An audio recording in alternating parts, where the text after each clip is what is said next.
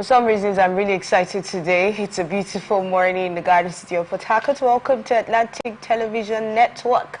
Maybe we'll find out more about the excitement as the show continues.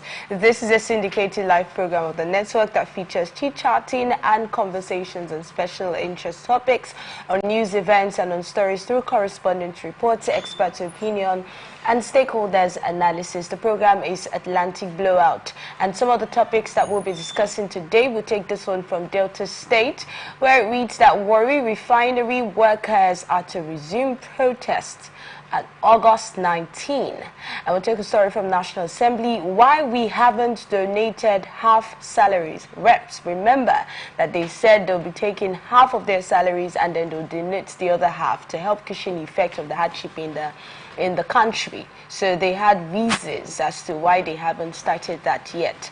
And then we'll take a story on the economy, where the federal government has stated that Nigeria spends $600 million monthly on fuel importation. And on NBAD governance in Nigeria protest, Tinubu didn't come to cause hardship. A statement by the federal government. And still on the hashtag NBAD governance in Nigeria protests exploited for regime change. Oshomole's statement. And still on the protests, Atiku requests probe into violence by security agents. All right, we'll find out more about these stories, and we'll also get to let you know who our guests in the studio are after this break. Please stay right here with us.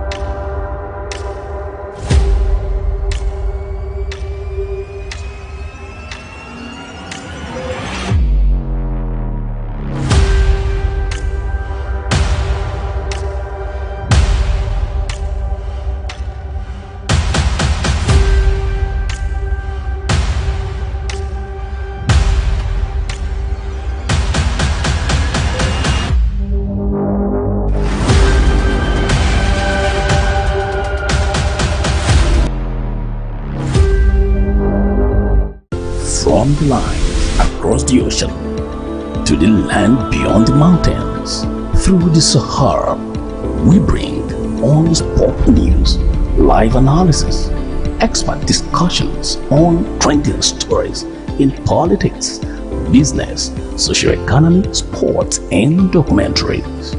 So catch all the updates on the happenings around the globe. Stay focused on the fact today. Only on ATN.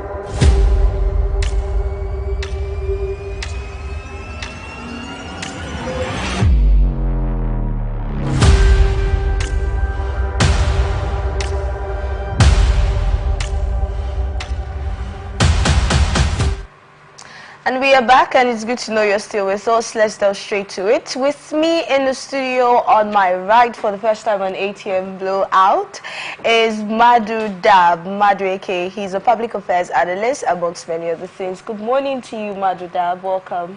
Good morning. Hope you're okay with just Madu Dab, or should we go with Madu AK? My name is complete. Okay, I should call the full name when I'm addressing. All right.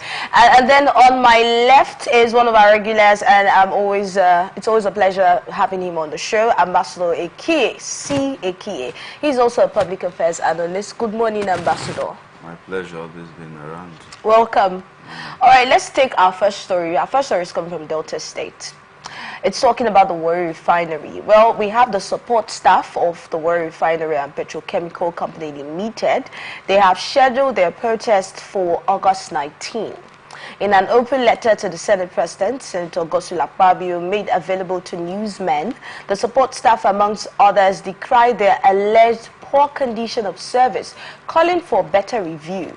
The letter, titled Open Letter to Senator Godswill Akpabio on Planned Protest to End Workplace Slavery of Support Staff in the Warri Refinery Petrochemical Support Staff, reads in part: Your Excellency, we the support staff of Warri Refining and Petrochemical Company Limited, who were committed since 2022 to the quick fix project of the nation's Warri Refinery, have been technically provoked by NNPCL top management to go on a planned protest scheduled for Monday, 19 August.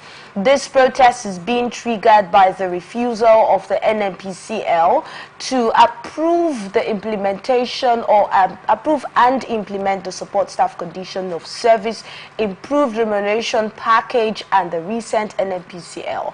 And actually, the support staff of the Warri Refinery have been in agitation for improved remuneration package, condition of service as applicable to other support staff in NNPCL since 2015, which have periodically ended with promises from the management. And they said that they have also they've written letters, they have tried to protest by writing letters to various parastatals, they've written letters to the president, and they copied the governor of Delta State, they copied Melekari, they copied different other people that matter in that regard, but yet nothing has been done. So they finally had to write to the Senate President that he should actually do something about this. They said sometimes they bring in new staff, they would have to train these people. But when it's time to employ, they would not employ them based on grounds of not having their masters and things like that, and they had to cry out. Even their welfare, according to them, not well taken care of. Let's get your thoughts on this story, Madu. Okay, in the issue of this protest by the staff of Warri Refinery workers, it's a situation that has happened over time. From what I know in this particular situation, they said 2023, sorry, 2020, 2010, 2015, there have been written series of letters. Yes. Till now, nothing has been done. This of bringing people from outside to come and take over their positions at a particular time, they also train the people that have been brought to the company. The question you should ask that: what are the qualifications needed in such situation? Are they qualified? Do they have what it takes to man those positions? If they have, what is wrong? Because this current oil situation in Nigeria has caused a lot of problems. Sometimes the family, the landlord, they have different cartel manning these people or manning this particular company. Contracts are already shared to different people. How would they be employed when you are not having the prerequisites to be employed? I was expecting that in the protest they've written, or the letter they've written, they said that they were qualified. They were qualified, listing what and what make them to be qualified. They already explained that. In their words, they feel their qualifications should just be around them having the technical know-how. I mean, if they can train the people who will do the job, that means they can obviously do the job. No. But they say they keep getting disqualified due to their educational qualification, which is the masters that they mentioned that they do not have. That's what I'm saying. They mentioned educational qualification. Yes. Yes, we have the technical know-how. Now, in the policy of the company, what are the requirements? The educational requirement needed for them to be employed. If they say master, do they have the master? If they don't have the master, why are they protesting? From the period they'll be protesting, if any of them has gone to school, they would have also attained the... For those number of years. Yes, if I attained the master.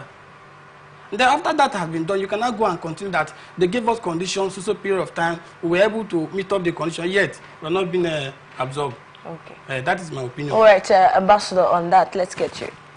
Well, I think my brother is on point. Part of what they are complaining, trying to protest for, is part of good working services provisions. Maybe maybe they are expecting that since a minimum wage have been increased, or probably because of the economic challenge that we have as a country, most of the things, their welfare also needs to be reviewed. I think this could be part of what they are looking at, aside or apart from the issue of properly absorbing them as the staffs of the company.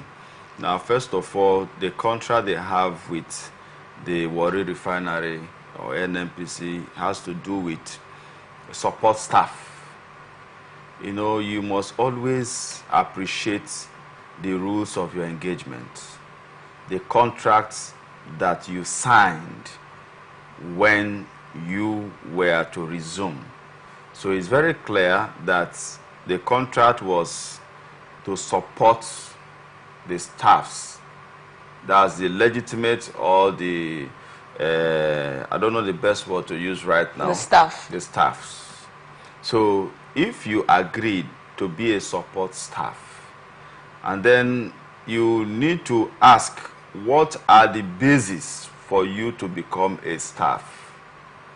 Look at the criteria, prepare yourself, develop yourself, and then already you are in the system.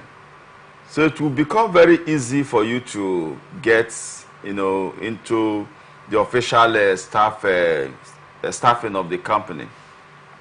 But again, I also understand most times that the politics of companies are very, very dicey.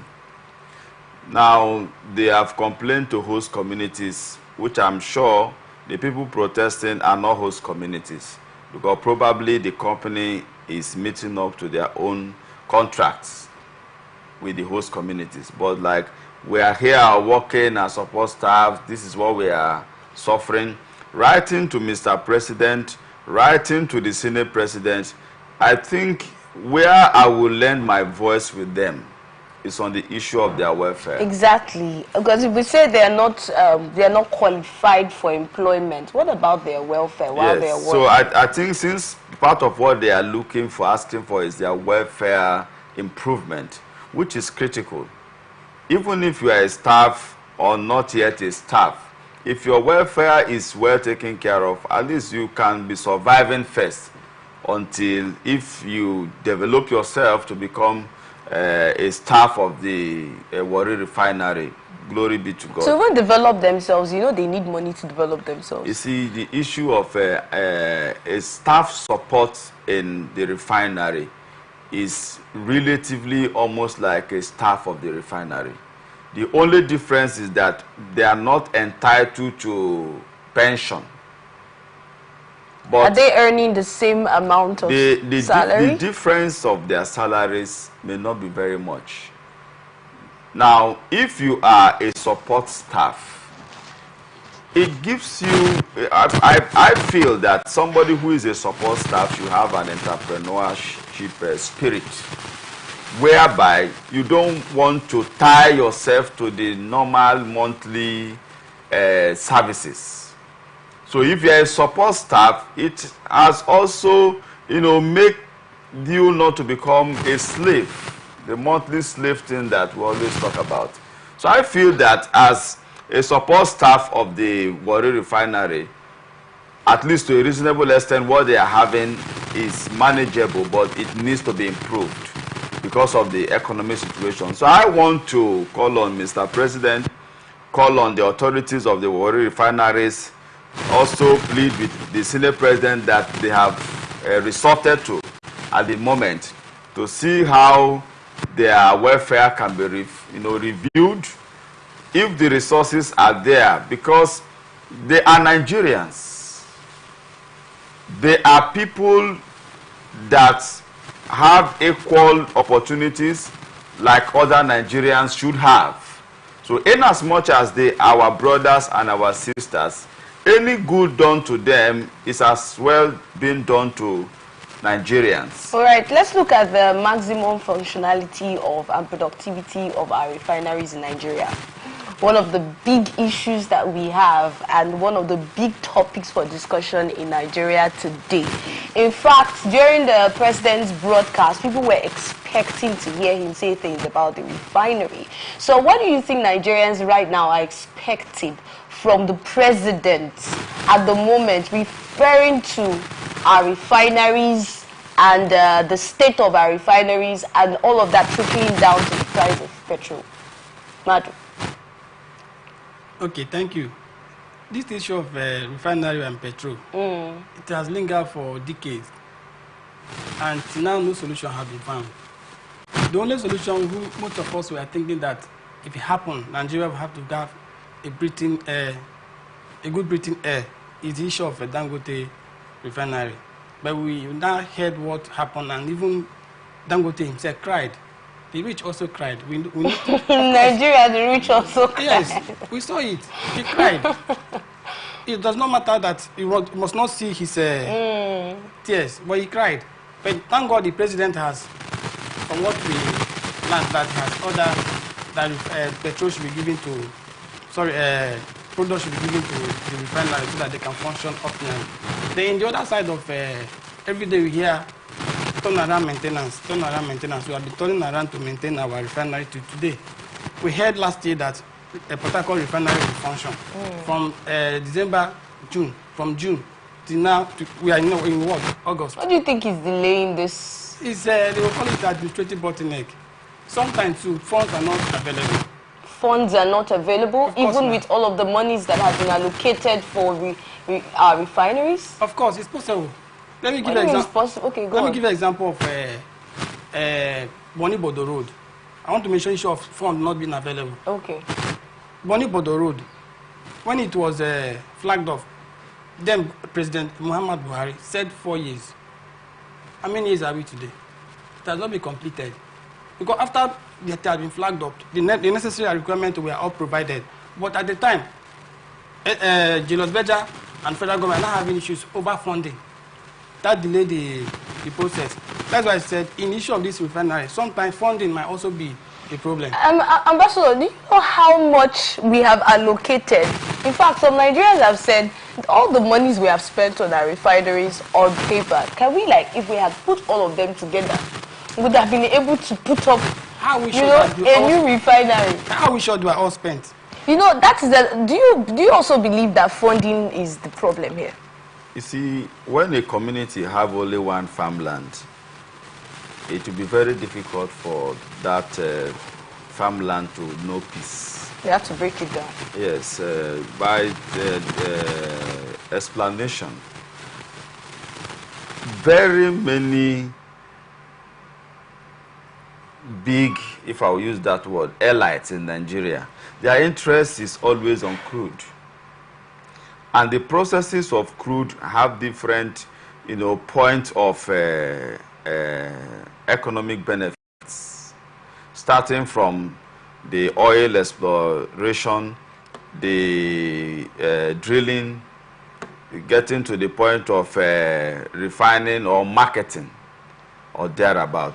So the refineries are having issues because, like I said last time, the issue where most of our prominent Nigerians have invested heavily on the petroleum industry, on the crude business, where most of them have bought vessels.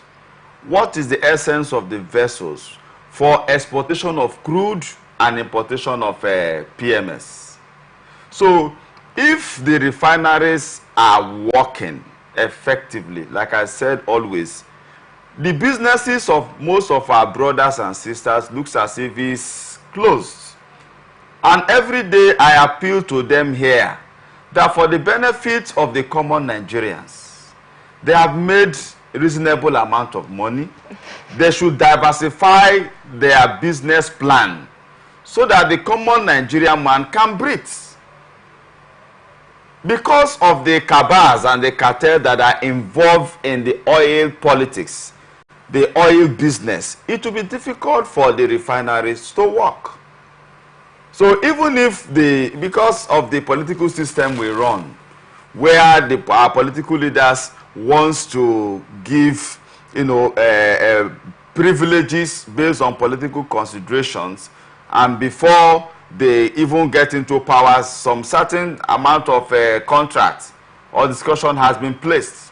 So corruption is still a big issue why these refineries can't really function.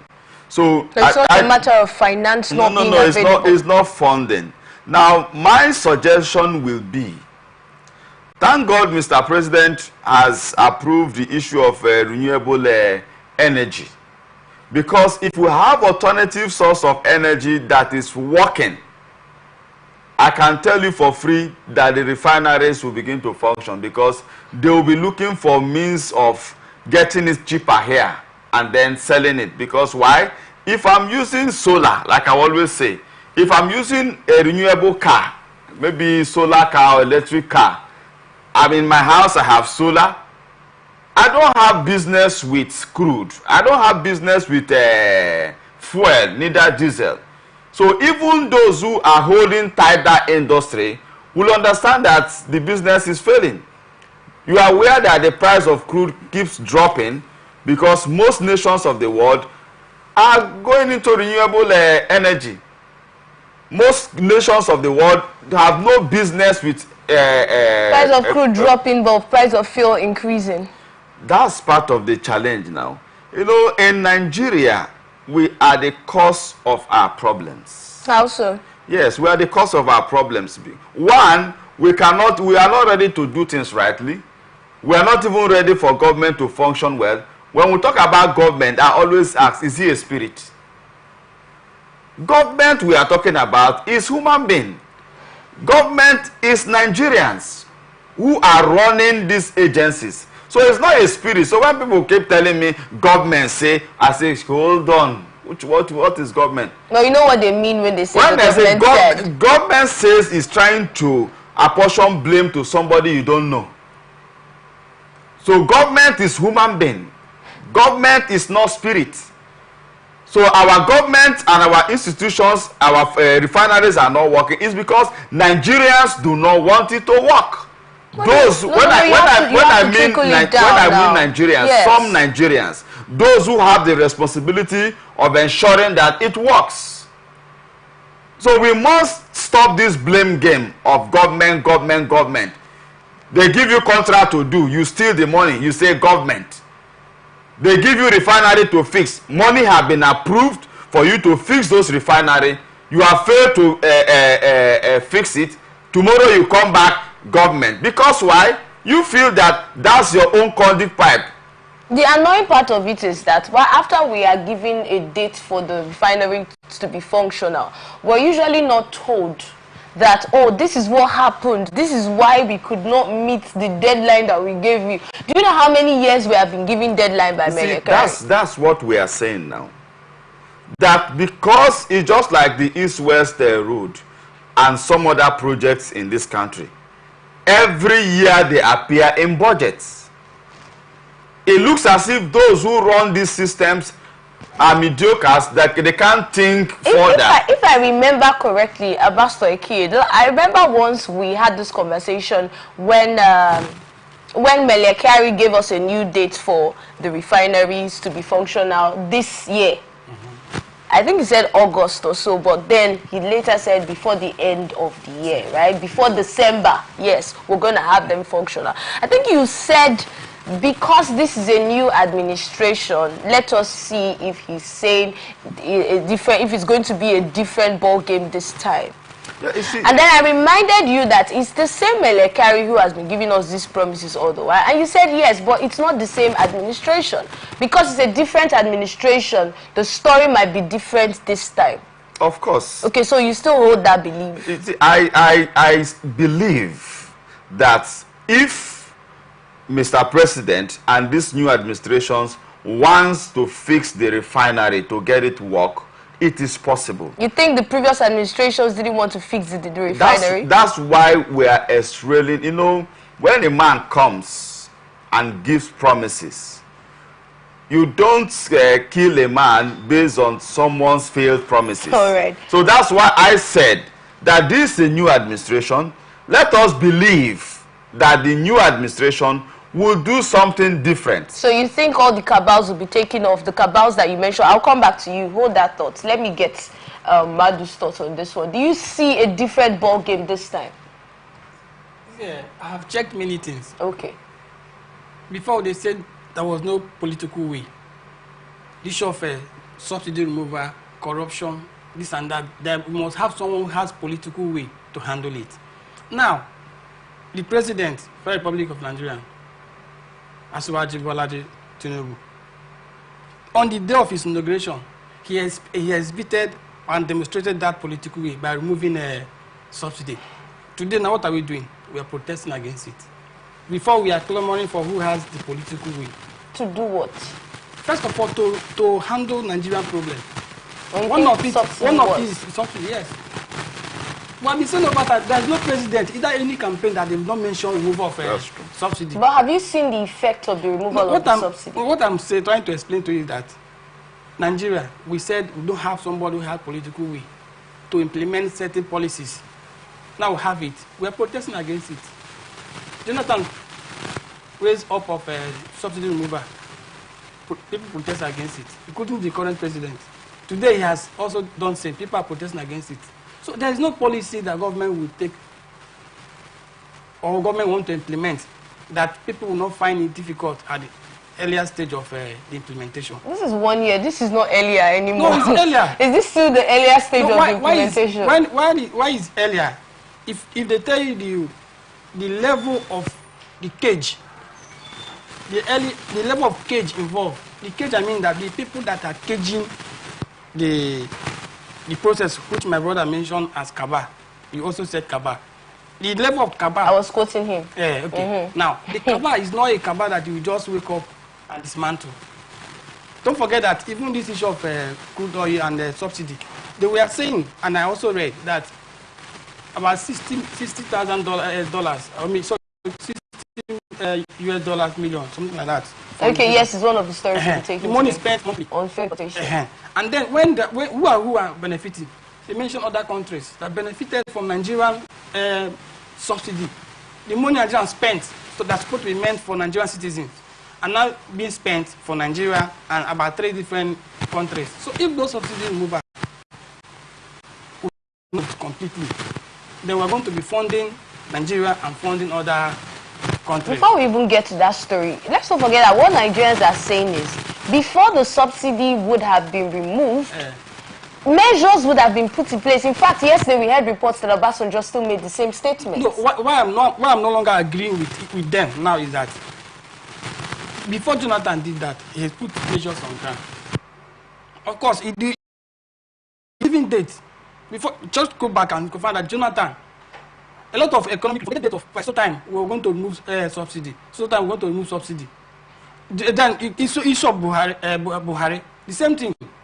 He attempted, he gave date and he attempted. People also protested. Don't do it, though. If you do it now, it will be like this. That's why the issue of turnaround maintenance happened. All right. So in course of turning around and maintaining the turning around, we are still in the same process. So instead of Tinubu giving other processes again, let it start as he has started. All right, this conversation will definitely continue when we talk about the fuel importation. So let's just hold it there. Okay. But let's look at the next story now. The spokesperson of the House of Representatives, Akin Rotimi, has revealed why the House is yet to fulfill its promise to donate half of its members' salary. He also quashed rumors that the House of Representatives' monthly salary is 900,000 naira, stating that it is just 600,000 naira. Rotimi made the clarification in a statement he issued on Wednesday in Abuja, he said the House of Representatives had been inundated by some media outlets reporting claims of discrepancies in the salaries of members, suggesting that the report claims that the salary amounted to 936,979 naira. Well, we wish to clarify that the actual monthly salary for members is 600,000 naira after deductions for advances such as housing, which are paid at the commencement of the tenure. He said that the member who displayed his salary on the television program was an exceptional case because he assumed office through a court decision many months after the onboarding process was concluded. He said that the House remained committed to the resolution passed on July 18, which mandated a 50% reduction of salary of members for 6 months. And in his words, and I quote, "We acknowledge and regret that this resolution was not implemented by the bureaucracy as intended for the month of July. Resolutions of the House are ratified when the votes and proceedings of plenary are adopted in the next legislative day. Consequently, the bureaucracy was only formally instructed on July 23. He said that the delay in the implementation was due to necessary administrative procedures and coordination with financial institutions, and he has called for patience and assured that the House of a steadfast adherence to the pledge. Nigerians, don't worry, we promise to give you 50% of our salaries, and we will do just that." Ambassador Ike. Yes, I believe that the House of Reps will implement what they have promised, and I commended them for that bold decision. Even if some people say they will still collect from another side, even if they did not also agree to donate it, you will not still kill them. So any little help or privilege someone gives, because they are giving out their rights, so it's not a right to Nigerians to benefit, it's a privilege. Now, having said that, I would like to equally commend them coming out to respond to what is not true, because sometimes when the right information are not placed on the public, we carry out what we do not know, because we assume that what somebody has informed us is actually the truth. So again, on the issue of the money that they want to spend, my big question and my appeal is that they should not donate it to those sources that has no impact on us. Most of those government agencies, most of those humanitarian agencies that we have had billions of naira allocated to them for Nigerians to benefit, and we're not seeing the impact. Because if most of these policies and the resources that Mr. President have informed us that they have put into Nigerians benefits are being received by Nigerians, yes, I don't even think one Nigeria will want to go and protest. But simply because when these monies are allocated, those who are in those offices, sometimes they assume that that is their own quota of national cake, apart from your salary and your allowances. So this wickedness must stop. So I want to call on the Federal House of Representatives, thanking you for this magnanimity, also calling on the Senate, ministers, everybody, let us contribute so that the common man will have something. But my appeal and request is that don't give it to those federal government agents who have not seen the result of those ones the federal government allocated to them. So if you want to call us one by one, or want to get the list of the constituents, that's individually, every Nigerian, so that we can have access directly, because for now, let us trust you. So you think that money will go around to every Nigerian? No, it mustn't go around to every Nigerian. That's why they are looking at the modus. That's why they are coming up with policies of how this money will be utilized. That's why it cannot just happen one day. So that's why I'm appealing to them. Why they are coming up with the measures, I do not know how they want to impact upon Nigerians with that sacrifice. But I am saying that those money should not be given to the government humanitarian institutions for now. Let us see the ones that Mr. President has given to them reach us, the common man of Nigerians. Then we can now say philanthropists, senators, when you contribute money, UN give to these agencies. For now, no trust.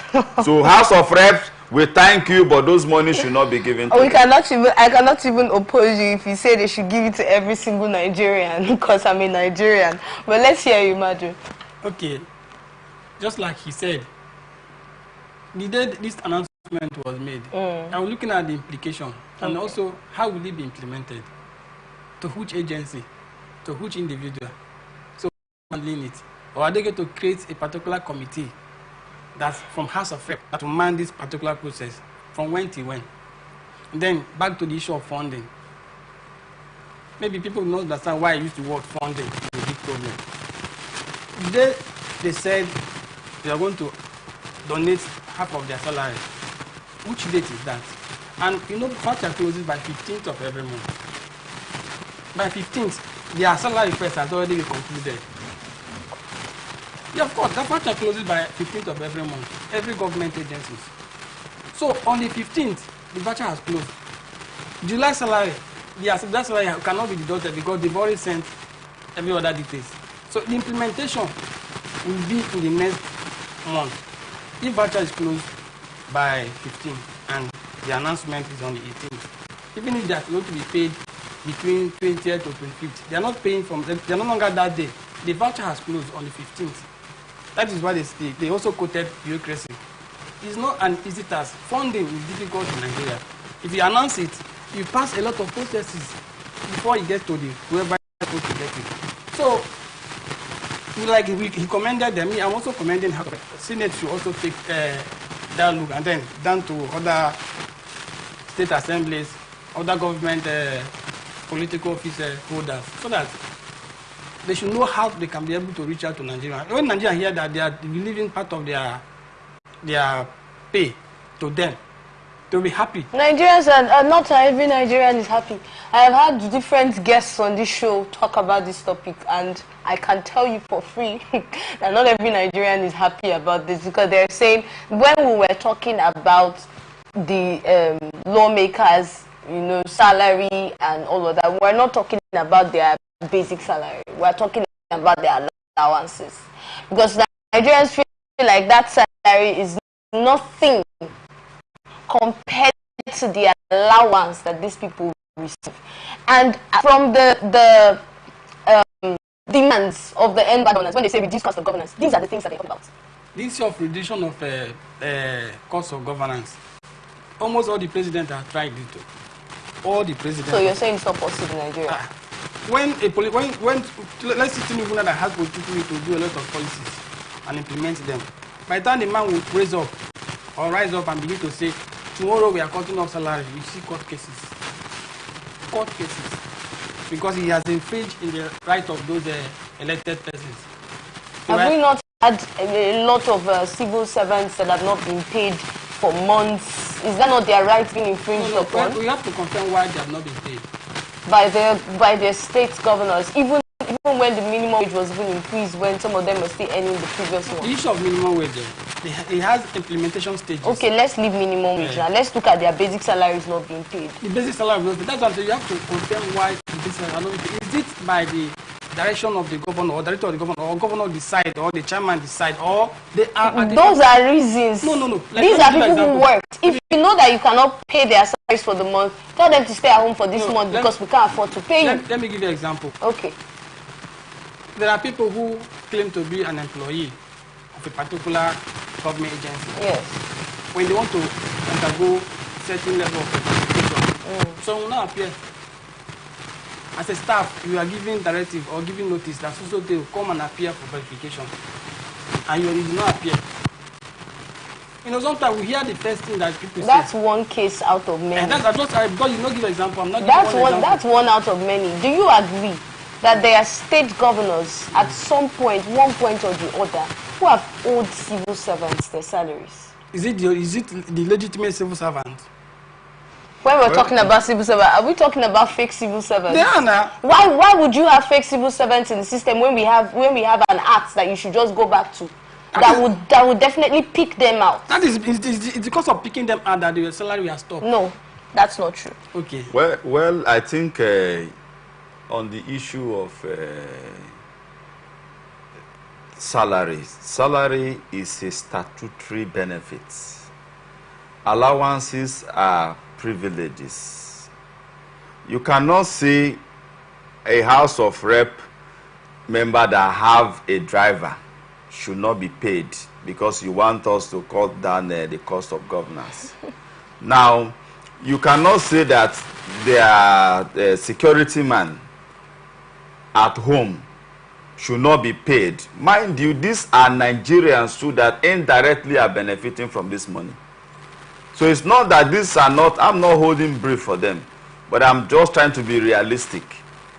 So you cannot say that the cook at home should not be paid because you want to cut down cost of governance. So most of these allowances put together, of a truth, if you say 600,000 is their salary, you and I know that the responsibilities of our honorable members are more than 2 million in a month.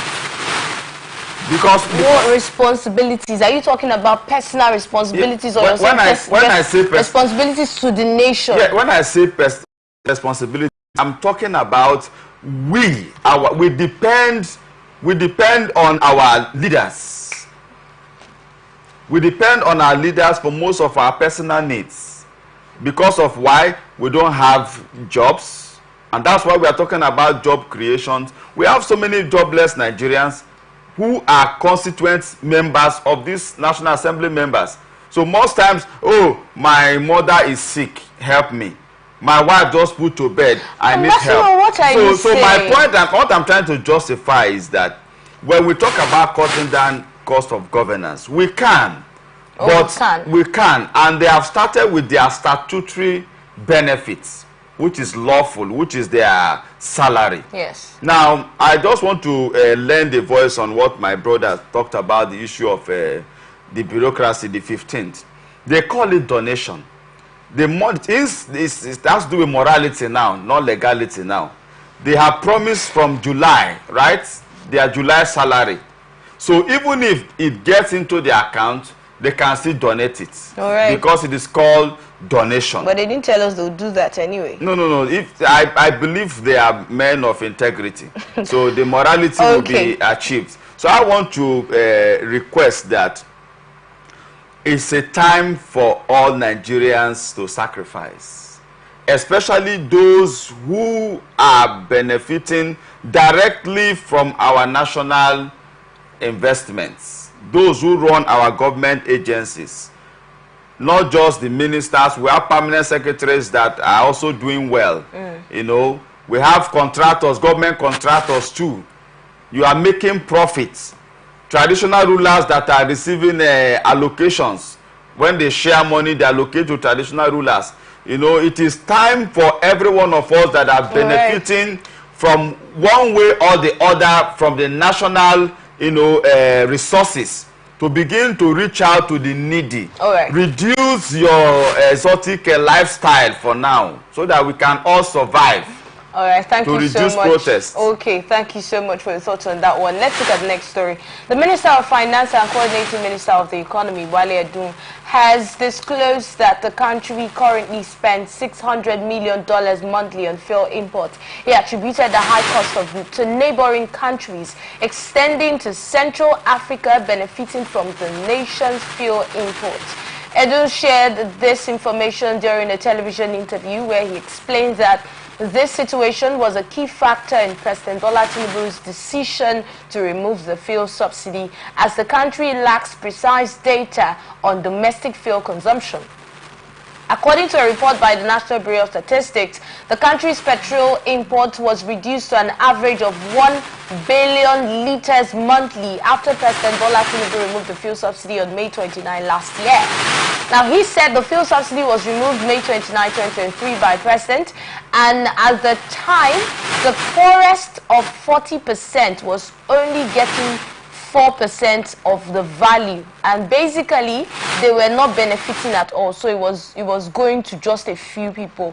Now, after another point is that he thinks it's important that nobody knows the consumption in Nigeria of petroleum. We know we spend $600 million to import fuel every month, but the issue here is that all the neighboring countries are benefiting. So we are buying not just for Nigeria, but we are buying for countries to the east, almost as far as Central Africa, North and West Africa. And so we have to ask ourselves as Nigerians, how long do we want to do that for? And that is the key issue regarding the issue of petroleum pricing. Now, he emphasized that the welfare of Nigerians remain the key priority for the current administration, particularly ensuring food availability and affordability. I'd like to come to you first, Madu. You know, you were referring to this story before I caught you the other time. Yes. The first of instance is the political will, like I mentioned earlier, that there is no time better than this for this to be done, because they have tried over time. Several presidents have done different ways of removing the subsidy, yet we did not achieve anything.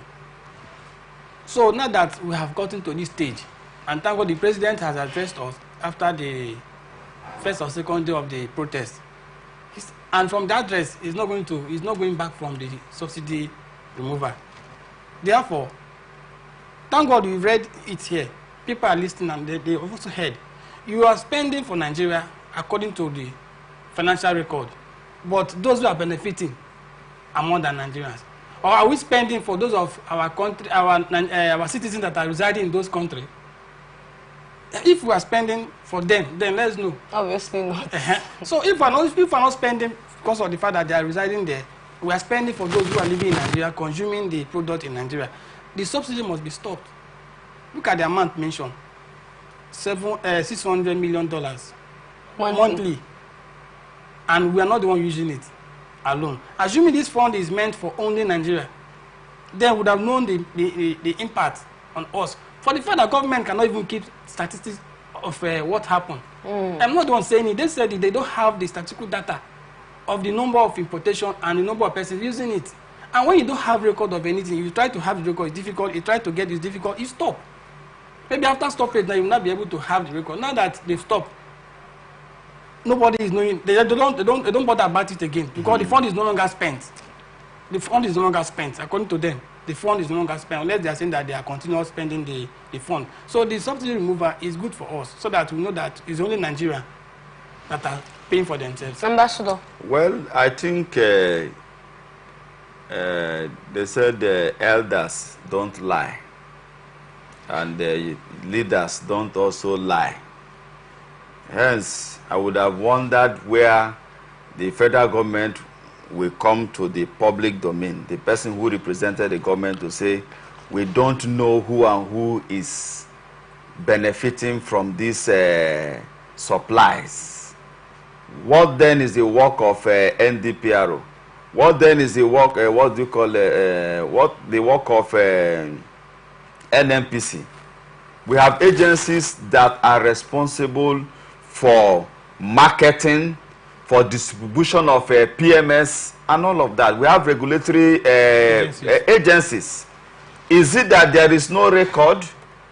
So indirectly they are coming out to tell us that there is corruption, which every Nigerians, we are feeling that the corruption is reducing, but government is still telling us that corruption is still on, which is our major problem.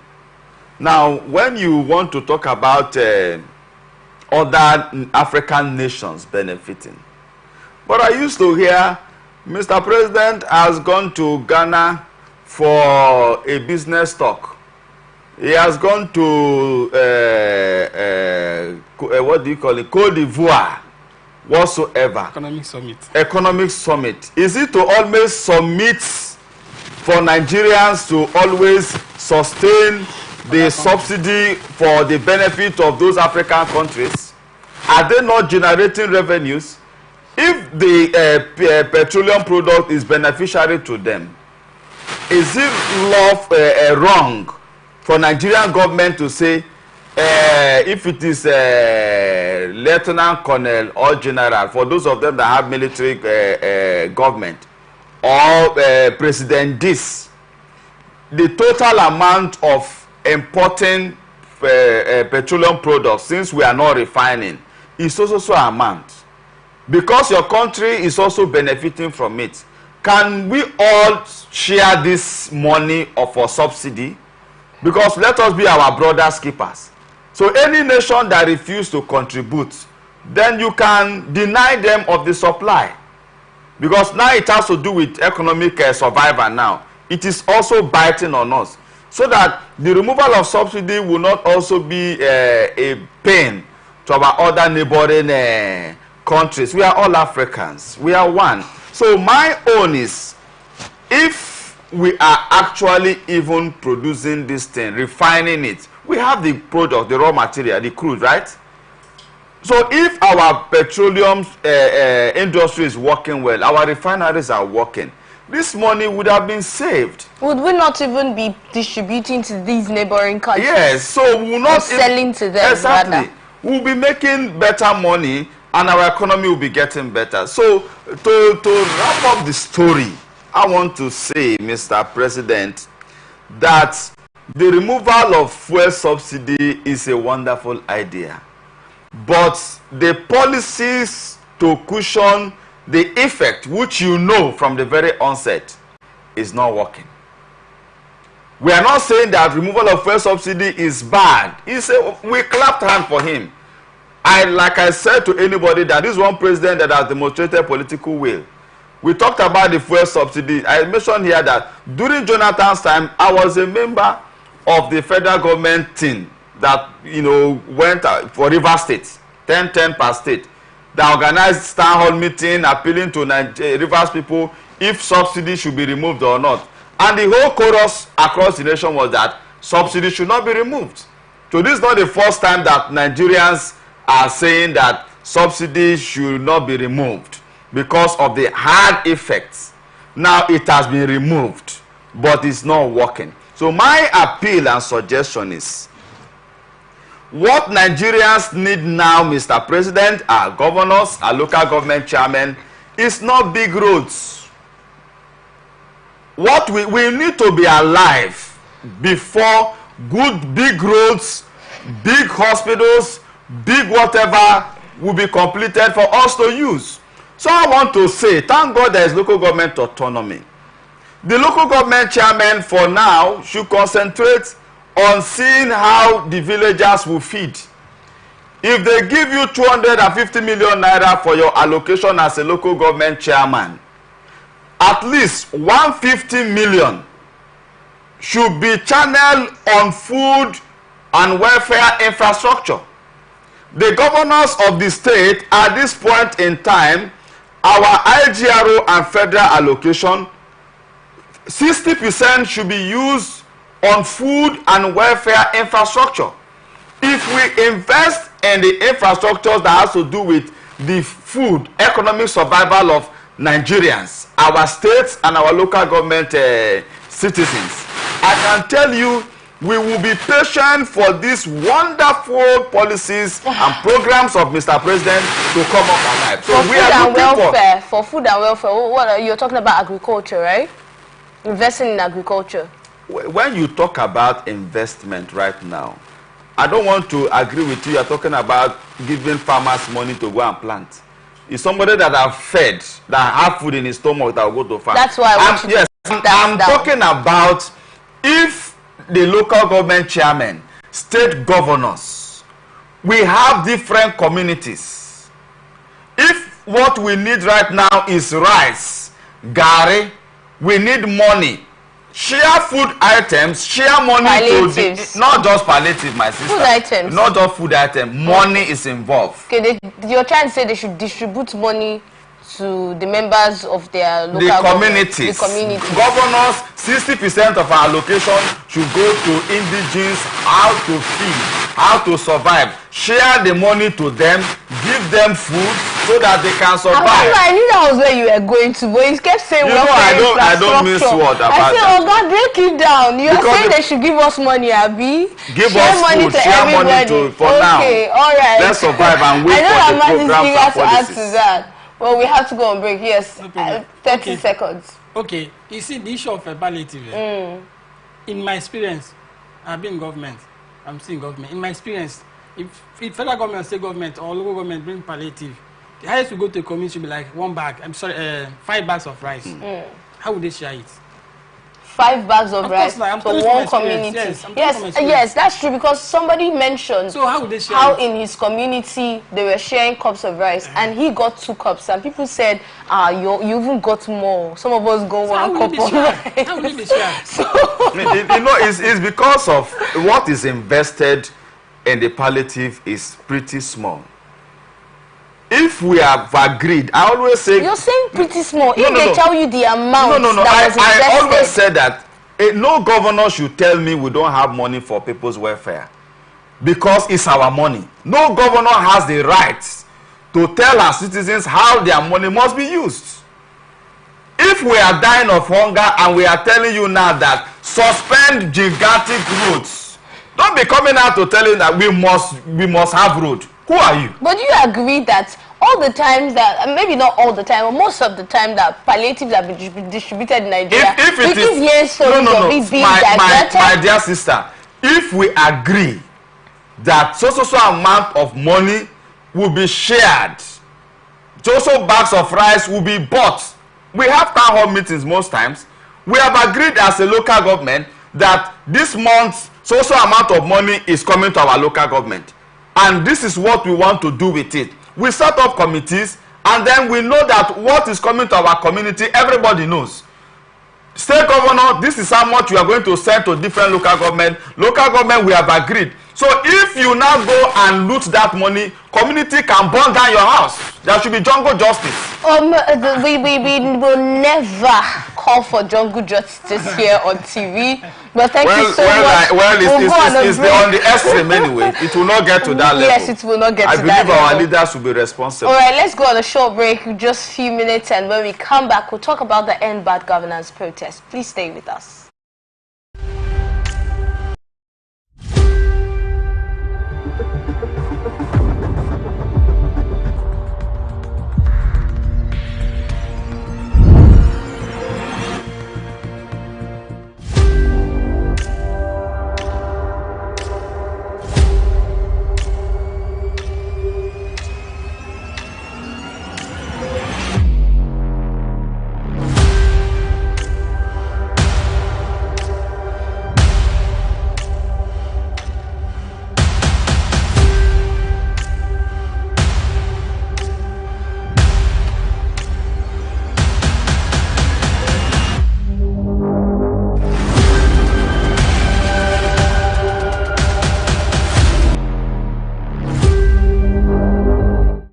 From the line across the ocean to the land beyond the mountains, through the Sahara, we bring on the sport news, live analysis, expert discussions on trending stories in politics, business, socio-economy, sports, and documentaries.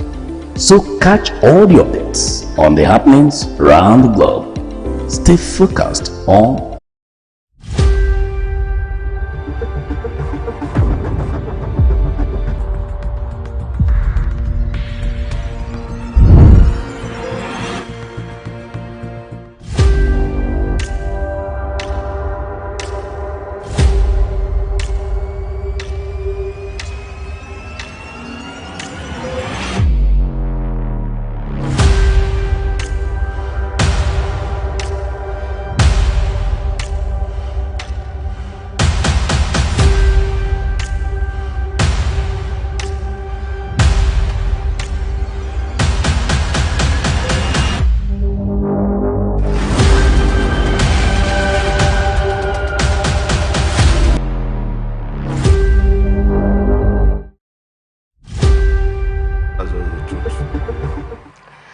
to know you're still with us. Let's delve straight to the end bad governance protest stories.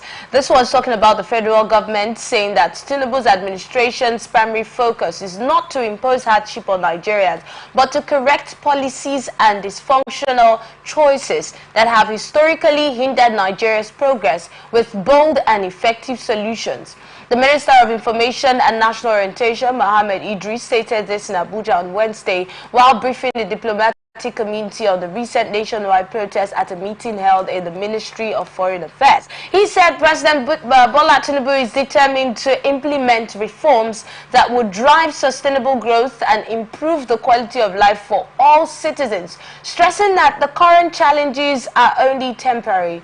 It is important to kick off on this note that President Tinubu did not come into office to cause hardship or make life difficult for Nigerians. He has come to office with bold solutions to historical problems, with the determination to correct many of the poor policies and dysfunctional choices that have held us back as a nation for decades. The president assumed office during one of Nigeria's most challenging periods in this history, where the country was spending 97% of all its revenue on debt service. Coupled with widespread poverty, rising unemployment, dilapidated infrastructure and insecurity, faced with these daunting realities, the administration took decisive action and implemented long overdue reforms to save the economy from collapse. Do you agree that these reforms that the president or this administration has come up with are reforms that would save the country from collapse, Maju? Of course. From the issue of subsidy removal. Okay. Assuming we allowed Jonathan then, we would have passed this stage. We would have passed this particular stage we are now. So, for us not to have that particular collapse situation that happened at the first time of first quarter of President Muhammad Buhari, we had economic meltdown. The economy was collapsed. But we hear reports that this is the worst it has ever been. No, it's not correct. Or you feel it's not correct? No, it's not correct. Now, see, that period, let me explain what happened. That period that we have the economy meltdown in Nigeria, workers were not able to be paid salary. At the time, they were paid half. It happened. So if somebody is saying that this is the worst, the person should go and check history. People were paid half salary. If your salary is 50, that they will pay you 10,000, sometimes 20. When the economy now improved, they now pay them in arrears. So they cannot say that this is the worst. But that is not a guarantee that was no. For if this one was not better, if this one was not better, even you. Because let's look at the dollar to naira ratio. Fine. Dollar to naira. It has never been where it is now. See. In the history of Nigeria. Yes. So what are we talking about? Okay, I'm giving an example. If this one is not better than before, the dollar rate is going above unimaginable situation, and nobody knows if it will soon get to 2,000 naira per dollar. Fine. The president is doing his best to ensure that he reduces it back. At the time it was coming down, the word cabal cannot be out of any government decision that if they are finding difficult to implement, the cabal name must be there at all time. So we have dollar rate that is above what anybody would have imagined that 212, 224 will have this kind of rate. And that has affected a lot of activities, private and government. So what are we saying? Now, in the area of, for the fact that it has not affected salary, that is where I'm giving a tangible reason to say that it is not the worst. Now, the allocation also, before that period, you see that the allocation receiving today from local government to state government and federal tripled. Yes, it tripled. Before, the whole of Nigeria will share about 400 billion. In some cases, highest was 700 billion as an allocation after they've done all the FAC, whatever. But now, you hear trillion. The amount that we buy products now. Yeah, that's what I'm saying now. We have never bought those products at that price before in Nigeria. Yes. Have you heard of, I don't want to get started with Gary price or the price of yam. We've never had it like that. So how do you even want to explain to a Nigerian now that what we have, well, that's not the focus of the conversation. Yes, you can go on. So now, in this particular case we are handling, we are just praying, and I'm just also telling Nigerians that they should be hopeful that the policies of President Tinubu, whatever is happening now, is going to give us a leverage to live a normal life which we have been praying for. It's just a matter of time. Time should be given to him. Just like they said, it was not the intention of the president to cause hardship in the country. All the policies were purely to see how Nigeria can go back to that glory days. Okay, to stop the country from collapse. Yes. All right. Well, for me, I equally agree that the president actually meant well for Nigerians. But most times our problem is also we Nigerians, the implementers of most of these policies. You hear about fraud in most of the government agencies that are responsible in cushioning this issue of fuel subsidy, pens. Is it still Mr. President? The answer is no. So the intention of Mr. President is good for all Nigerians. I will always wonder how can a Yoruba man that likes Owambe, likes partying, celebration, will now want hardship? No. There are persons in some areas that you say, oh, they don't like enjoyment, good food and all that, but not with a Yoruba man. Not with a Nigerian. Yes, not with. So I feel it's not correct. So my request. Before you start requesting and appealing, Ambassador, let us go back to the statement of the measures that were put on ground to cushion the effect of the hardship. Yes. Yes, and the people that are involved or in charge, that you mentioned. What measures are you making reference to? Like, for instance, in Rivers State, we saw about 3 or 4, 5, I don't want to really exaggerate, transport buses, right? Because for fuel subsidy to reduce transportation. So the big question I asked, those 3, 4 vehicles inside Port Harcourt Metropolis, how many persons can it carry? How many Rivers people or Nigerians will it help alleviate their transport pains? So when you look at like for instance, the rice that the federal government sent to Rivers State, I told you whether 40-something thousand or 20-something thousand. And I said if they share to Ubiakpo voting strength alone, it's only one local government that will benefit from it. So you discover that the palliative measures are not usually enough. And that's why I feel that it's not all about the federal government. It's also about the state government and the local government. So if there is a collaboration with all the tiers of government, thank God the local government now have autonomy, which nobody will tell us that I'm waiting for approval from governor. Governor say before the president, you both should understand this, please. What a lot of Nigerians are saying is before the removal of the subsidy, you already know where I'm going to, right? There should have been measures that will cushion the effect. In fact, it should have been foreseen that if subsidy is removed, hardship will come on the people. Let me come. So this is what we are doing first before we get to remove the subsidy. You see, even Mr. President, before he came, we were told that subsidy has no provision anymore before the swearing in. Yes.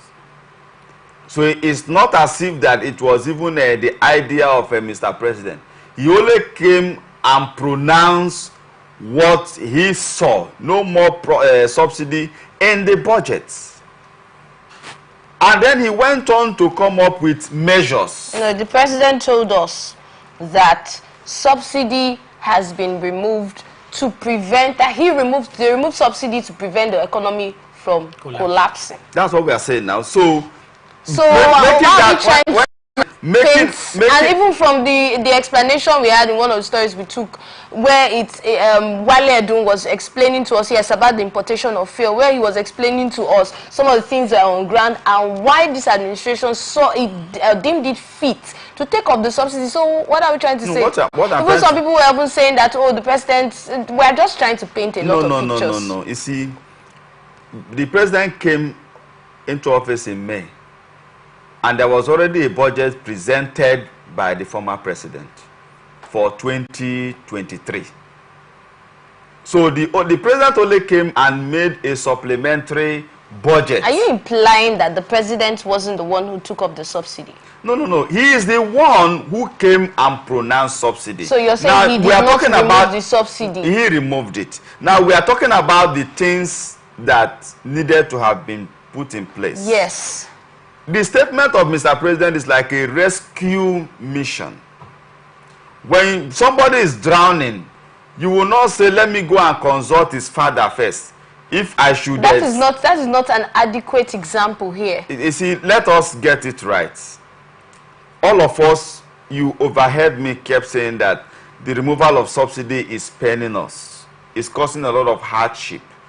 And then we are not saying that Mr. President have not put up anything like he has emphasized. But our challenge, our problem is the managers of these programs and policies not being fair to Nigerians. After the removal of subsidy. After the removal After the hardship came on the people. The people are saying before that pronouncement, steps should have been taken. We agree that pronouncement was made even before the administration started doing anything. You see, every government, like we have always emphasized here, have thought it wise to remove subsidy. But because of the foreseen, pains it will cause us at that period if it is being removed, we have always waved it off. It's like buying the date of burial, postponing the date of burial. Now, we complained that we needed a president that had political will to take some decisions. That because Jonathan was not firm enough and this one. Now, you're still not talking about the issue. No, all we are saying is that the president came, it's a new government, and said this is a challenge, it's a problem on us. We need to tackle it headlong. But on the interim, while we go ahead with this, we are going to do SYZ, right? Which is the issue of palliative now. When did it come? No, when you say when did we have palliatives being distributed? We are mixing all of these things up. No, they like you know, state governors were given allocations from subsidy. I beg to be corrected. To use that money to cushion the effect of what? Ambassador, even the CNG vehicles that the president was talking about, Nigerians were like, even though this we know is going to help a reduction in the fuel consumption and all of that, why didn't we have it functional first? You know the measures Nigerians are talking about. Do you know the hardship on the people because of the removal of subsidy? Yes, Maji, go on. Okay. You see, we will continue talking about this until we realize that this Nigerian government did not start from Tinubu. Of course. Start today. Every president has put effort in the removal of subsidy. What they meet halfway or on the process is issue of resistance. Whatever policy they want to put, after putting the policy, anytime they want to remove the subsidy, you see this hardship, it will still come. But they've implemented it. They've read a lot of reports. It's a government. They've had reports from Jonathan, from Yaradua, from Obasanjo, from Buhari, in issue of subsidy. So what happened with coming up with measures to cushion? No, these people have been coming up with measures. You don't understand. You're not mentioning the measures. No, how? How would I measures? Okay, this turnaround maintenance, how did it come up? Turnaround maintenance of refinery is part of the measures. To do what? To cushion the effect of subsidy removal. Of course. Okay. That when that is done, the money that we pull out from the subsidy will not be reinvested. So why didn't we have that done before that is announced? See, when you wait till that get done, we'll continue. When you wait, when you are at the end of affairs, you have to wait for it to be done. No, that is waiting now. Turn around, you must wait. This turnaround has So yes. why is it not, let's go to the next story, still on protest. The minister, let's go to the next story now.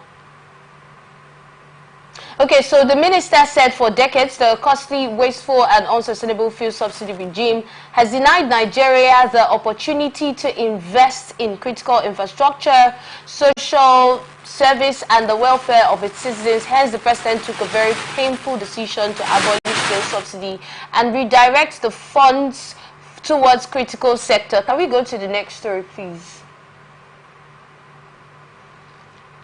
Okay, a former president of the Nigeria Labour Congress NLC and senator representing Edo North Senatorial District, Adams Oshomole, has condemned the calls for regime change from some protesters, arguing that they are exploiting the hunger protests to advance their political agenda.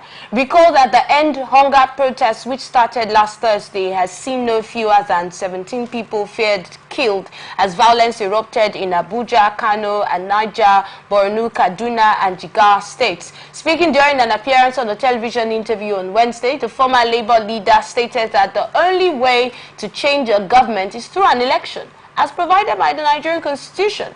I did say that let nobody talk about peaceful protest, whereas I recognize the right to peaceful protest, which are exploited, enjoyed and practicalized. I also said that when you exercise that right to protest, you must also look at the demands. And I have looked at it, and my takeaway from it is a lot of these guys are only hiding under hunger.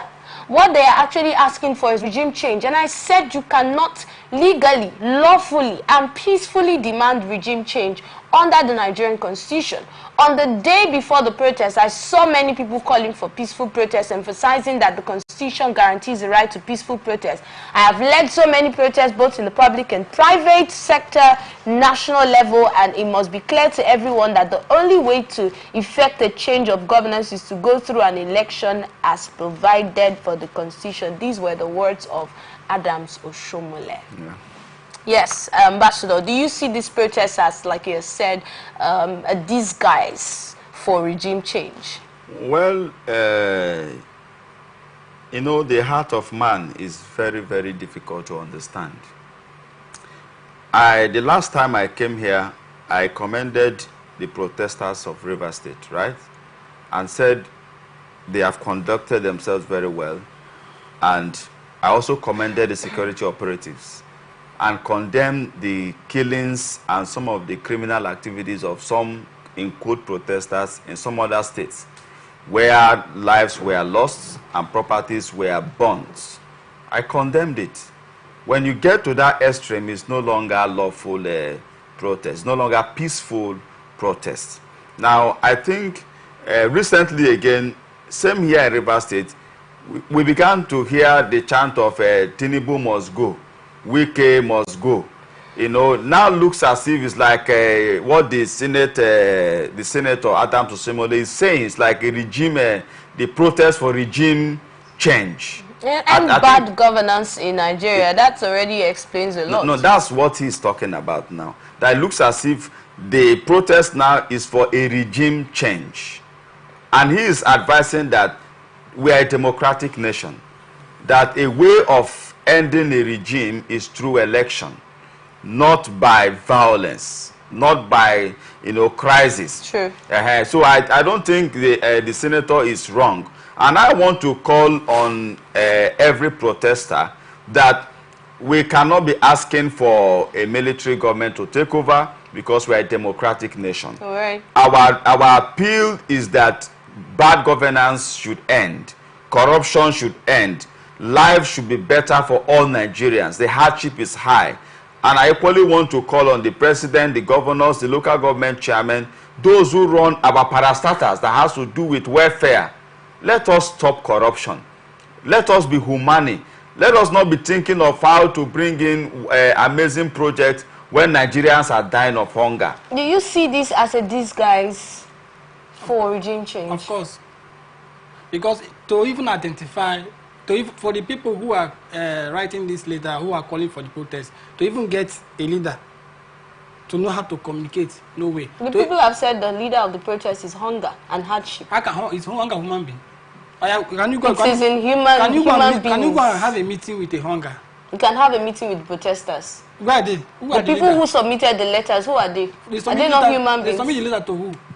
The people who were protesting and submitting letters to the rightful authorities and to the government house, who are they? No, those places, all those things they did, they are saying it from there. They did not mention their name, that they are leader. They say, I'm here on my own. No, listen to the interview. The previous protests, they have said during previous protests. Previous now? No, during previous protests. People have said that the people who came out to say they're leaders of the protest, some of them were, a lot of things happened with them. So because of the fear of that, accounts being, blacklisted and all of that, people did not want to come out this time and say, oh, I'm the leader of the protest. Is a protest in this guy, because if it's not a protest in this guy, if you apply to police for a protest, and police are told, okay, fine, you have the right to protest, but don't infringe on other people's rights. When you're protesting, look at the areas you pass through in your protest. Instead of them passing through that area in their protest, they choose another route. So that is protest in this guy. So you catch them. All right, before you come on to that, let's look at the last one now. We have reports that the former Vice President, Atiku Abubakar, has called for a thorough investigation into the alleged instances of violence by security agents against protesters during the End Bad governance. Now, we have reports about one of the military personnel shooting at protesters and then shooting a 16-year-old boy who the military had met the family and talked to them and all of that, condoned with the family and all of that, and those reports. But then the IGP said that no security personnel fired live ammunition. So this is like one statement here, reality saying another thing, or report saying another thing. I'd like to get your thoughts on this one for just a few minutes. Well, His Excellency, the former Vice President and the PDP presidential candidate in the last election, has spoken as a Democrat, asking for investigation. Yes. That's what is ideal. So even if he's not asking for investigation, we Nigerians, we equally say, let there be investigation over what has transferred, because one Nigerian death means a lot to every one of us. So we need to know why 17 or even 2 Nigerians died during the protest. So it's not out of place. But I would like to round up as we end this show summarily, that it is a time where a governor should encourage all her commissioners to go and invest in their local governments, where all the assembly members should go and invest in their local government. Okay. Where all the ministers should go and invest in their places, where permanent secretaries, those who have resources and opportunities of investment, should complement the ones the business, the entrepreneurs are doing. Thank you. So that economic boost, and growth of such localities can increase. The employment will increase. Security will also be better. Thank you. Let's hear you, Madu. Yeah, the call from the former Vice President is what everybody is calling for. We don't have any other opinion until the investigation is properly done and then the report is out. Police have said their own. The people that had the issue also, they have said their own. So when the investigation is launched, we'll be able to know who is correct and who is not correct. We appreciate your time with us on the show today. Thank you so much. Hope to have you some other time. Thank you. Ambassador, thank you so much for joining us. My pleasure. We love Nigeria. Nigeria will remain. All right, this is where we get to wrap things up on the show. Thank you for being a part of the interesting conversation. Remember to stay connected with us on all of our socials on Facebook and YouTube at Atlantic Television Network, on Instagram and TikTok at Atlantic TV Network 1, and on X at Atlantic TV Net. Watch us live on our website at www.atlanticnetwork.tv. Remember that peace and unity are the pathways to progress. Thank you once again for watching. I am Enidoye Jackson. Coming up next is Open Conversation. Please stay with us.